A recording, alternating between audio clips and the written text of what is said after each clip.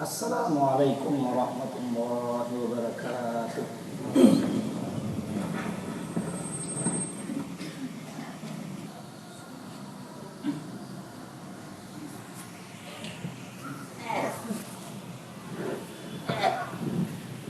Innal hamdalillah nahmaduhu wa nasta'inuhu wa nastaghfiruh wa na'udzu billahi min shururi anfusina wa sayyiati a'malina. May yahdihillahu fala mudilla lahu wa may yudlil fala hadiya lahu. Asyhadu an la ilaha illallah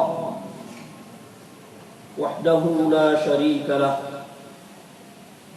wa asyhadu anna Muhammadan 'abduhu wa rasuluh. Ya ayyuhalladzina amanu taqullaha haqqa tuqatih wa la tamutunna illa wa antum muslimun. Ya ayyuhan nas u'budu rabbakumul ladzi khalaqakum min nafsin wahidah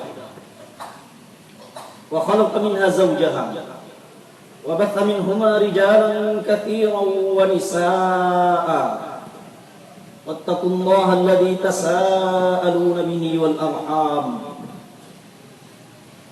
إن الله كان عليكم رقيبا. يا أيها الذين آمنوا اتقوا الله وقولوا قولا سديدا يصلح لكم أعمالكم ويغفر لكم ذنوبكم ومن يطع الله ورسوله فقد فاز فوزا عظيما. أما بعد فإن أصدق الحديث كتاب الله وخير الهدي هدي محمد صلى الله عليه وسلم وشر الأمور محدثاتها كل محدثة بدعة وكل بدعة ضلالة وكل ضلالة في النار. أيها المسلمون أكرمكم الله، inni usikum wa nafsi bitaqwallah faqad faza man ittaqa fid dunya wal akhirah. Kaum muslimin sidang salat Jumat, a'azzakumullah, yang utama dan utama sekali selalu kita memuji dan memuja Allah Subhanahu wa taala, bersyukur kepada Zat yang Maha Kuasa, Zat yang Maha Pengasih dan Maha Penyayang, Zat yang apabila dimaksiati Dia tidak pernah memutuskan rahmatnya, karunia-Nya.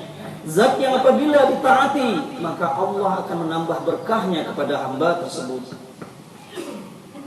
Maka jadilah kita termasuk hamba-hamba yang selalu bersyukur dengan ucapan, bersyukur dengan sikap dan perbuatan, bersyukur dengan hati dan pikiran, serta bersyukur dengan segala apa yang telah Allah berikan kepada kita. Terlebih lagi kaum muslimin, Allah jadikan kita termasuk hamba-hambanya yang tunduk dan patuh mau datang mengabulkan seruan Allah pada hari ini. Maka seorang ketika berada dalam ketaatan, maka berbahagialah dia. Pada waktu itu sebenarnya dia sedang berada dalam nikmat yang tidak ada taranya. Salawat dan salam untuk Rasulullah sallallahu alaihi wasallam. Allahumma salli ala Muhammad wa ala ali Muhammad kama sallaita ala Ibrahim wa ala ali Ibrahim innaka Hamidum Majid. Beliau telah mengajarkan kepada seluruh manusia, terkhusus kepada hamba-hamba yang mau beriman kepadanya, seluruh jalan kebahagiaan, jalan kebaikan. Maka orang yang selalu berusaha mempelajari, mencari tahu tentang jalan-jalan yang telah diajarkan oleh Rasulullah, lalu berusaha mengamalkan dan melalui jalan tersebut dengan sekuat tenaga, maka dia faqad faza fawzan 'azima. Dan orang-orang yang tidak mau, yang tidak memunculkan di dalam dirinya keinginan untuk menambah pengetahuan tentang apa saja yang telah diajarkan oleh Rasulullah, bahkan barangkali dia sengaja membelakangi apa yang telah disampaikan oleh Rasulullah setelah dia mengetahui, dikhawatirkan orang itu berada di dalam kecelakaan. Sampai Abu Bakar As-Siddiq radhiyallahu anhu mengatakan, sesungguhnya aku sangat takut ketika aku meninggalkan salah satu sunnah Rasulullah, Kalau Allah akan membuat hatiku tergelincir, maka aku termasuk daripada orang-orang yang celaka. Oleh sebab itu kaum muslimin, Khatib selalu mengingatkan kepada kita, pelajarilah sunnah Rasulullah SAW sebanyak mungkin. Gunakanlah umur kita untuk menambah pengetahuan tentang sunnah Rasulullah, dan amalkanlah apa yang telah kita ketahui. Mudah-mudahan Allah pertemukan kita kelak bersama Rasulullah di dalam surganya Jannatul Na'im. Kaum muslimin, sidang salat Jumat, akramakumullah, Allah Subhanahu wa taala berfirman di dalam surat An-Nisa surat keempat ayat ke-59. A'udzu billahi minasyaitonir rajim. Ya ayyuhalladzina amanu athi'u Allah wa athi'ur rasul wa ulil amri minkum. فَإِن تَنَازَعْتُمْ فِي شَيْءٍ فَرُدُّوهُ إِلَى اللَّهِ وَالرَّسُولِ إِن كُنتُمْ تُؤْمِنُونَ بِاللَّهِ وَالْيَوْمِ الْآخِرِ ذَلِكَ خَيْرٌ وَأَحْسَنُ تَأْوِيلًا.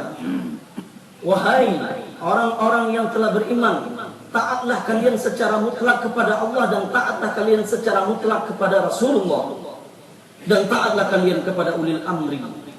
Apabila kalian berbeda pendapat tentang satu permasalahan, tentang satu hal, syai' nakirah, wa nakirah tufidul umum. Kata-kata syai' di dalam ayat ini, di dalam kaidah bahasa Arab disebut dengan nakirah. Setiap bahasa nakirah itu memfaedahkan keumuman. Apa saja yang diperbedakan? Perintahnya apa? Kembalikanlah kepada Allah dan Rasulnya jika benar-benar kalian beriman kepada Allah dan hari akhirat. Dzalika khairu wa ahsanu ta'wila. Hal demikian lebih baik untuk kalian. Sebagian mufassir mengatakan lebih baik untuk kalian di atas dunia, dan sebaik-baik tempat kembali untuk kalian kelak di akhirat. Kaum muslimin sidang salat Jumat, akramakumullah, sebelum khatib melanjutkan materi yang ingin kita sampaikan pada khutbah Jumat yang barangkali tidak terlalu lama ini, khatib ingin menghimbau kita semua, diri khatib dan kita yang mendengar, bahkan seluruh umat Islam, untuk kembali merenungi dan mengamalkan sekuat tenaga firman Allah Subhanahu wa taala, ya ayyuhalladzina amanu dkhulu fis-silmi kaffah. Wahai orang-orang yang telah beriman, masuklah kalian ke dalam Islam. Artinya, kata Ibnu Katsir di dalam tafsirnya, masuklah kalian dengan mengamalkan seluruh ajaran Islam kafah, secara utuh. Berarti Islam yang diturunkan oleh Allah, Islam yang diajarkan oleh Rasulullah, Islam yang diamalkan oleh para sahabat, Islam yang diamalkan oleh imam yang empat, Islam yang diamalkan oleh Imam Bukhari, Imam Muslim dan lain sebagainya, para ulama-ulama kita terdahulu, adalah Islam yang utuh, paripurna, sempurna. Maksudnya apa kaum muslimin? Selama ada ayat yang berbicara tentang tuntunan atau larangan, maka itu bagian dari Islam yang tidak boleh kita tinggalkan. Selama ada tuntunan dari Rasulullah, baik perintah atau larangan, maka kita tidak boleh sengaja meninggalkannya. Kesimpulannya, kesempurnaan Islam mesti menjadi keyakinan setiap muslim yang bersyahadat kepada Allah dan Rasul. Berhaknya Islam menjadi tuntunan seorang manusia dalam kehidupan pribadinya, dalam kehidupan rumah tangganya, dalam kehidupan masyarakatnya, bahkan dalam kehidupan negaranya, merupakan keyakinan yang tidak boleh goyang dalam jiwa setiap muslim. Walaupun kenyataan membuktikan sudah sekian lama, mungkin ratusan tahun, kita tidak pernah melihat syariat Islam tegak secara utuh di atas dunia ini. Tetapi Allah mengatakan kepada kita, fattaqullaha mastata'tum.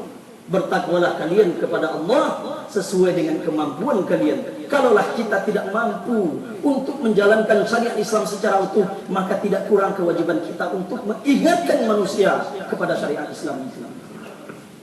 Walaupun kadang-kadang aneh bin ajaib, ada orang-orang yang beragama Islam, bahkan mungkin dinobatkan sebagai cendekiawan muslim, yang mereka alergi dengan istilah syariat Islam.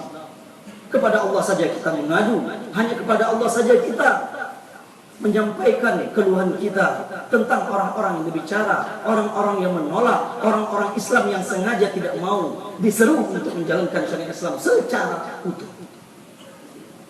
Kaum muslimin, Sebenarnya khatib ingin menyampaikan sebuah permasalahan yang mesti kita ketahui. Insya Allah khatib akan menukilkan ayat, akan menukilkan hadis, akan menukilkan pendapat ulama-ulama besar. Dan ini bukan merupakan pandangan atau merupakan ijtihad pribadi khatib. Walaupun kadang-kadang khatib bisa jadi menduga akan ada di antara kita mungkin yang kontra, akan ada di antara kita mungkin yang salah paham, tapi khatib ingatkan, khatib cuma berbicara dengan ayat-ayat yang telah Allah turunkan, dengan hadis-hadis Rasulullah yang disampaikan, dan pandangan pendapat para ulama yang ternukilkan di dalam kitab-kitab turas, dalam kitab-kitab klasik umat Islam. Permasalahan itu adalah kaum muslimin, bagaimana sesungguhnya Islam memandang tentang memilih pemimpin. Khatib bukan tim sukses salah satu dari calon pemimpin yang ada, apalagi kita akan menghadapi pilkada, terutama pilkada untuk memilih orang nomor 1 di Sumatera Barat. Khatib bukan tim sukses dari keduanya, tapi khatib mengingatkan kepada kita ada tuntunan-tuntunan syariat yang mesti kita lalui, yang mesti kita ketahui tentang memilih pemimpin. Jadi khatib berani mempertanggungjawabkan, berbicara masalah pemimpin bukan masalah politik semata, tapi berbicara tentang pemimpin itu adalah bagian terpenting dari agama ini, walaupun barangkali sudah ditinggalkan oleh kebanyakan orang. Berbicara tentang memilih pemimpin, ada tuntunan ayatnya, ada tuntunan hadisnya, banyak sekali ucapan para ulama yang tidak satupun seorang muslim boleh menganggapnya bahwa ini adalah masalah-masalah politik. Tidak mungkin mimbar yang suci ini dikotori dengan permasalahan politik. Oleh sebab itu khatib akan konsisten untuk tidak menyebutkan nama, karena kita bukan dalam masa kampanye. Tetapi khatib menyampaikan, sekedar mengingatkan, kewajiban untuk mengingatkan kita kaum muslimin, ada beberapa aturan yang harus kita ketahui tentang memilih pemimpin. Yang pertama, bahwa memilih pemimpin, mengangkat pemimpin itu adalah merupakan kewajiban. Bahkan tidak sedikit di antara ulama yang mengatakan min a'dhamil wajibat, di antara kewajiban-kewajiban yang besar. Dalilnya dari Al-Quran, ayat yang kita bacakan tadi, wajhudillah, cara mengambil dalil kata para ulama. Kalau Allah perintahkan wajib taat kepada ulil amri, dan setiap perintah yang ada di dalam ayat Al-Quran dan hadis Nabi itu hukumnya wajib melaksanakan, maka mengangkat ulil amri itu adalah suatu hal yang wajib. Kemudian di dalam hadis Rasulullah SAW yang diriwayatkan oleh Imam Tabrani dan hadisnya sahih, apa kata Rasulullah SAW? Idza kuntum talas fi safarin fa amiru alaikum ahadakum. Idza kuntum talas, jika kalian ada 3 orang fi safarin, dalam sebuah perjalanan, fa'amiru alaikum ahadakum, angkatlah salah seorang dari antara kalian yang bertiga itu amir, pemimpin selama dalam kalian perjalanan. Ulama hadis mengatakan, kalaulah dalam perjalanan yang hanya sementara, hanya sejenak, hanya sebentar, Rasulullah memerintahkan kepada kita untuk ada pemimpin, maka tentu dalam kumpulan masyarakat harus ada pemimpin. Sehingga para ulama mengatakan kawaid yang sangat penting, la dina illa bijamaah, wala jamaah illa biimamah, wala imamah illa bisam'in wa ta'ah. Tidak mungkin bisa agama ini dijalankan kecuali ada jamaah, dan tidak mungkin ada jamaah kecuali ada dengan imam, dan tidak mungkin ada imam kecuali kita harus melakukan ketaatan dan ketundukan kepada pemimpin. Kemudian di dalam hadis yang diriwayatkan oleh Imam Hakim, yang disahihkan oleh Imam Albani, apa kata Rasulullah? Man mata wa laisa alaihi imam jama'atin. Siapa yang mati kemudian dia tidak memiliki imam jamaah. Jamaah di sini maksudnya jamaah kaum muslimin, bukan jamaah-jamaah gerakan organisasi dan lain sebagainya. Fa inna maitatahu maitatun jahiliyah. Maka kematiannya adalah kematian yang jahiliyah. Kemudian tidak sedikit ulama yang menukilkan, menyampaikan tentang ijma' ulama tentang wajibnya mengangkat pemimpin. Bahkan bukan saja di kalangan Ahlus Sunnah, bahkan kelompok-kelompok yang sudah melenceng dari Islam juga sepakat mengatakan bahwa wajibnya pemimpin. Sampai Ibnu Khaldun mengatakan, inna nasban imami wajibun qad urifa wujubuhu fi syari'ati bi ijma'i sahabah wat tabi'in. Ibnu Khaldun dalam mukaddimahnya mengatakan bahwa Sesungguhnya mengangkat pemimpin adalah suatu kewajiban yang diketahui kewajibannya dengan ijma para sahabat dan para tabi'in. Kalaulah ijma ulama-ulama setelah sahabat kita pandang, maka ijma para sahabat itu di atas semua ijma manusia yang lain. Kita tahu para sahabat sengaja menunda untuk menyelenggarakan jenazah Rasulullah SAW demi mengangkat pemimpin, demi memilih pemimpin, yaitu Abu Bakar. Maka orang yang paling mengerti tentang agama ini setelah Rasulullah tentunya adalah para sahabat. Kalau sahabat menunda penyelenggaraan Rasulullah, jenazah Rasulullah untuk memilih pemimpin, maka ulama mengambil kesimpulan bahwa ijma ulama sejak zaman sahabat sampai detik sekarang ini mengangkat pemimpin adalah suatu hal yang wajib. Apalagi secara logika, secara akal kita tidak mungkin bisa misalnya pasar diatur dengan baik, tidak mungkin orang yang jahat dihukum, tidak mungkin ada ya sekolah dan lain sebagainya kalau tidak ada pemimpin. Barangkali kalau tidak ada pemimpin, orang yang zalim akan semena-mena, orang yang lemah akan dimakannya. Berarti setidaknya pemimpin kalaupun tidak mewujudkan tugas utamanya, minimal akan menjaga kemaslahatan duniawi untuk kaum muslimin. Walaupun tugas utama pemimpin itu sebenarnya sesuai yang Allah sebutkan di dalam surat Al-Maidah ayat 49, bahwa kesimpulan dari surat Al-Maidah itu ayat ke-49 bahwa pemimpin ideal di dalam Islam tugasnya tersimpulkan di dalam dua. Yang pertama, iqamatud din, mendirikan agama. Yang kedua, siyasatud dunya bid-din. Yang kedua, mengurus permasalahan dunia dengan agama. Ini konsep ideal yang disimpulkan dari ayat Al-Quran, hadis Rasulullah, dan juga ucapan para ulama. Ini kita tahu bahwa barangkali kalau kita mau jujur, sekarang tidak akan ada pemimpin yang seperti ini, terutama di negeri kita ini. Iqamatud din wa siyasatud dunya bid-din. Kemudian berarti memilih pemimpin adalah suatu hal yang wajib. Perlu khatib ingatkan, memang kewajiban itu ya akan lebih kuat lagi kalau pemimpinnya adalah pemimpin yang betul-betul berjuang untuk agamanya dan menjaga kemaslahatan Islam dan kaum muslimin. Pertanyaannya, bagaimana dengan pemimpin yang barangkali tidak berjuang untuk agamanya, yang barangkali pemimpin barangkali tidak ada ya di antara program kerja yang akan dikerjakan untuk memajukan agama ini? Imam Nawawi menjawab di dalam kitabnya Rawdatul Talibin, fa in lam yakun jami'an li syara'id, seandainya seorang pemimpin yang muncul itu tidak memenuhi syarat-syarat layak menjadi pemimpin di dalam Islam, seperti dia fasik atau tidak mengerti tentang agama, maka yang lebih sah kata Imam Nawawi bahwa boleh dia diangkat menjadi pemimpin selama tidak ada yang lain. Kemudian kaidah yang kedua yang perlu kita ketahui secara singkat, bahwa ulama sepakat ijma dari zaman sahabat sampai detik ini, tidak boleh seorang muslim apapun alasannya, bagaimanapun kondisinya, memilih pemimpin yang non muslim.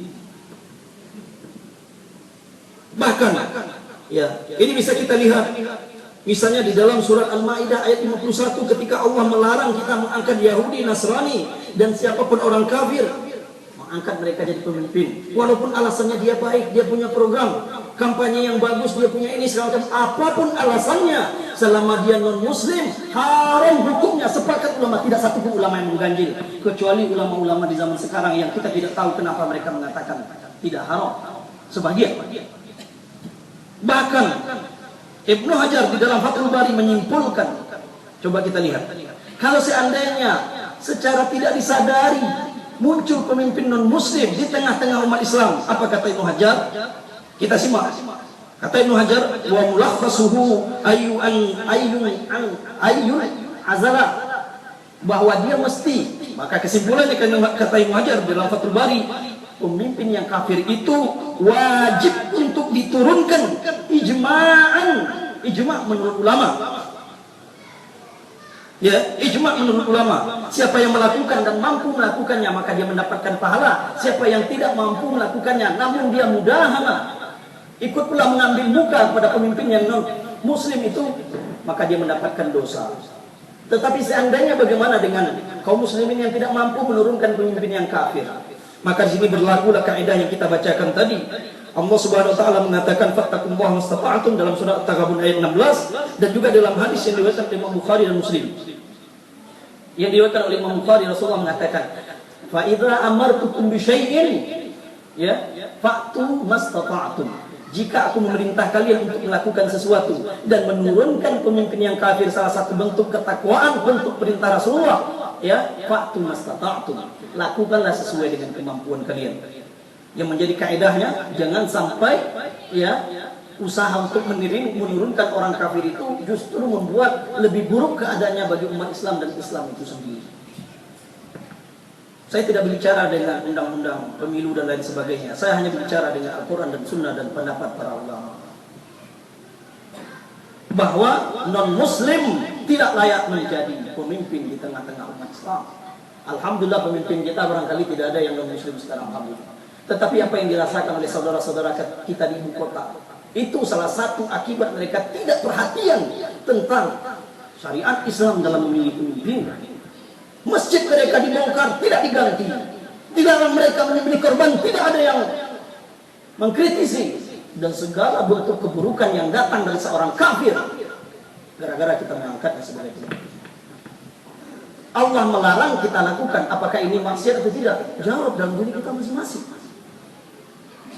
Kemudian, yang ketiga yang harus kita ketahui, Bapak Ibu, kaum muslimin, yang harus kita ketahui, kaum muslimin sedang salat Jumat, akramakumullah, kita berbicara dengan waqi', dengan realita kita sekarang.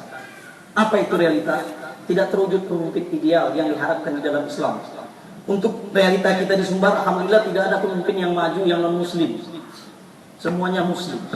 Sekarang bagaimana kita menentukan pilihan? Dan ini akan ada terjadi dua permasalahan. Yang pertama, barangkali akan ada di antara saudara-saudara kita atau ulama-ulama kita yang mengatakan bahwa hukum pemilu itu haram, bahwa tidak boleh kita ikut pemilu. Secara konteks fikih kita menghargai pendapat itu. Secara konteks fikih kita menghargai pendapat itu. Tetapi di dalam Islam, kaum muslimin sidang salat Jumat, akramakumullah, bahwa kode etik dalam memilih pemimpin itu tersimpul dalam dua hal. Yang pertama, pilihlah pemimpin yang manfaatnya lebih banyak untuk umat Islam dan kaum muslimin. Karena pasti kalau pemimpin itu bermanfaat untuk umat dan kaum muslimin, pasti dia bermanfaat untuk orang-orang non-muslim.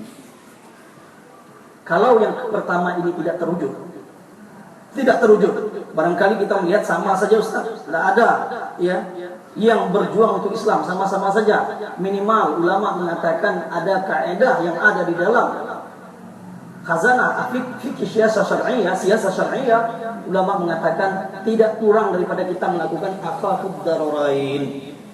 Sengaja melakukan salah satu yang bermudarat untuk menghindari mudarat yang lebih besar. Maksudnya kaum muslimin, maka pilihlah pemimpin kalau seandainya ada manfaat untuk agama kita, untuk kita minimal kita memilih pemimpin yang mudaratnya, yang keburukannya lebih sedikit daripada pemimpin yang lain untuk Islam dan kaum muslimin. Jadi wajib bagi kita sebelum memilih itu bukan dengan hanya mendengar kampanyenya, tapi kita harus mencari tahu siapa di antara calon ini yang memberikan manfaat untuk Islam dan muslimin. Kalau tidak ada, sekurang-kurangnya siapa di antara calon ini yang keburukannya barangkali kurang untuk Islam dan kaum muslimin. Jangan sampai kita salah memilih pemimpin lalu gereja mega besar berdiri di Sumbar ini.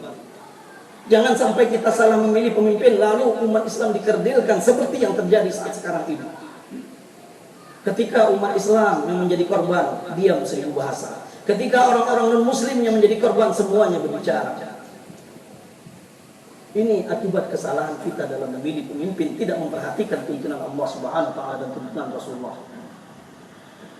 Oleh sebab itu kaum muslimin, jadi yang pertama yang dilihat adalah sisi minimal sekurang-kurangnya mana yang mudaratnya lebih sedikit. Lalu barangkali orang berkata, ya, padahal ulama mengatakan bahwa hukum pemilu itu tidak boleh.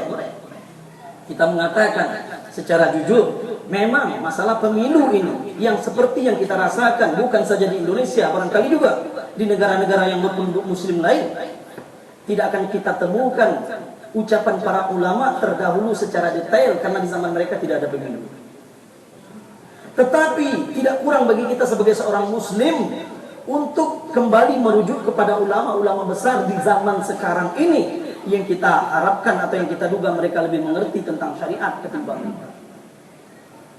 Khatib dengan menukilkan beberapa pendapat ulama, terutama 3 ulama besar, Syekh Albani, Syekh bin Baz, dan Syekh Ibnu Utsaimin.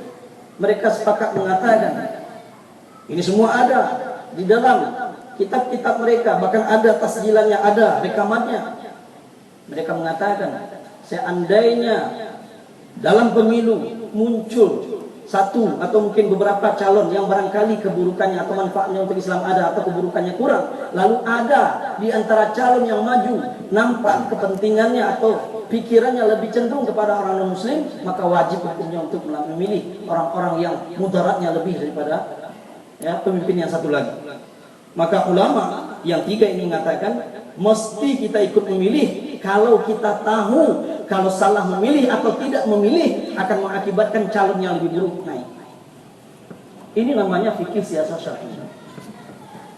Ketika berbicara dalam masalah agama, kita tidak cukup hanya menilainya dari sisi akidah saja, tetapi kita harus menilainya dari sisi fikih, dari sisi ilmu-ilmu yang lain supaya penilaian itu utuh dan paripurna. Tapi Khatib mengatakan, ulama memesankan kepada kita bahwa intikhabat, bahwa pemilu tidak boleh dijadikan sebagai kaedah yang harus dibenarkan dalam semua kondisi. Dia hanyalah kondisi pengecualian.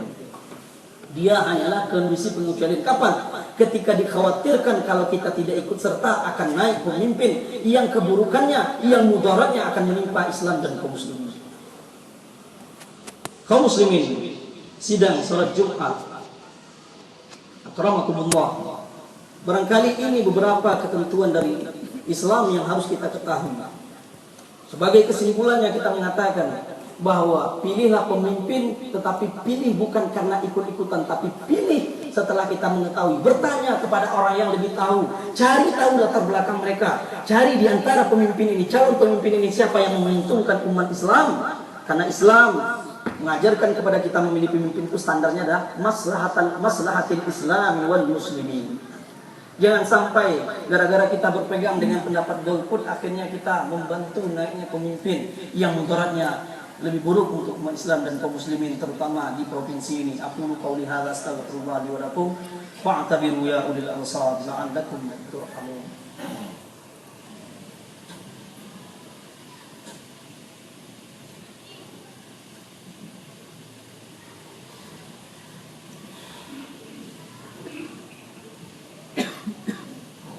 Alhamdulillahirabbil alamin. Wassalatu wassalamu ala khatamil anbiya'i wal mursalin wa ala alihi wa sahbihi wa man tabi'ahu bi ihsanin ila yaumiddin. Asyhadu an la ilaha illallah wahdahu la syarika lah wa asyhadu anna Muhammadan 'abduhu wa rasuluh alladzi la nabiyya ba'dahu. Ya ayyuhalladzina amanu taqullaha haqqa tuqatih wa la tamutunna illa wa antum muslimun. Kaum muslimin, pada khutbah yang kedua ini Khatib ingin membacakan satu ungkapan Ibnu Taimiyah di dalam kitabnya Minhajus Sunnah atau Majmu' al-Fatawa. Beliau memberikan kaidah yang luar biasa bisa dijadikan untuk kepentingan atau apa yang kita rasakan sekarang. Beliau mengatakan apa? Apabila tidak ada cahaya yang bersih yang terang benderang, karena disebabkan yang ada cuma cahaya, yang ada gelap di situ, cahaya yang tidak bersih, cahaya yang tidak terang benderang, maka kalau tidak dipilih cahaya yang ada kegelapannya sedikit itu yang tidak bersih tadi, justru akan mengakibatkan manusia berada dalam kegelapan yang lebih parah. Maka tidak boleh orang yang memilih cahaya yang gelap tadi, yang masih ada kegelapannya atau yang tidak bersih tadi, dicela. Dan tidak boleh dilarang orang untuk mengambil cahaya yang tidak bersih tadi, guna untuk menghindarkan kegelapan yang tidak sedikit pun ada cahaya.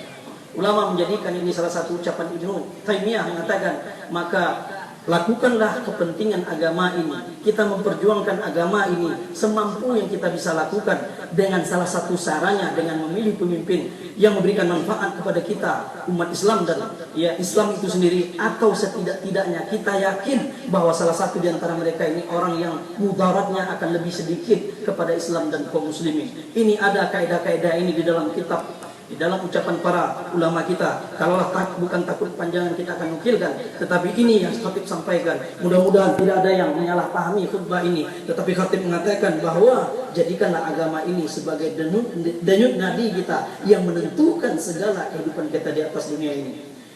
Innallaha wa malaikatahu yusholluna 'alan nabi ya ayyuhalladzina amanu shallu 'alaihi wa sallimu taslima. Allahumma shalli 'ala Muhammad wa 'ala ali Muhammad kama shallaita 'ala Ibrahim wa 'ala ali Ibrahim innaka Hamidum Majid. Allahumma barik ala Muhammad wa ala ali Muhammad kama barakta ala Ibrahim wa ala ali Ibrahim innaka Hamidum Majid.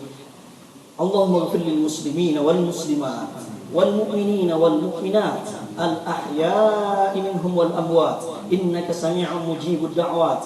Allahumma ighfir lana dhunubana, Allahumma ighfir lana dhunubana wa kaffir 'anna sayyi'atina wa tawaffana ma'al abrar. Rabbana zalamna anfusana wa illam taghfir lana wa tarhamna lanakunanna minal khasirin. Allahumma walli umurana khiyarana, Allahumma walli umurana khiyarana wa la tuwalli alaina shirarana wa la tuwalli alaina shirarana birahmatika ya arhamar rahimin. Allahumma انظر إلى نياتنا وإلى أعمالنا ولا تنظر إلى نتائج أعمالنا برحمتك يا أرحم الراحمين. اللهم إن هذا لنا عمل فاضعف أجره يا الله يا أرحم الراحمين. ربنا آتنا في الدنيا حسنة وفي الآخرة حسنة وقنا عذاب النار. عباد الله إن الله يأمر بالعدل والإحسان وإيتاء ذي القربى وينهى عن الفحشاء والمنكر والبغي يعظكم لعلكم تذكرون. اذكروا الله يذكركم ولذكر الله أكبر. أقيموا الصلاة إن الصلاة كانت على المؤمنين كتابا موقوتا.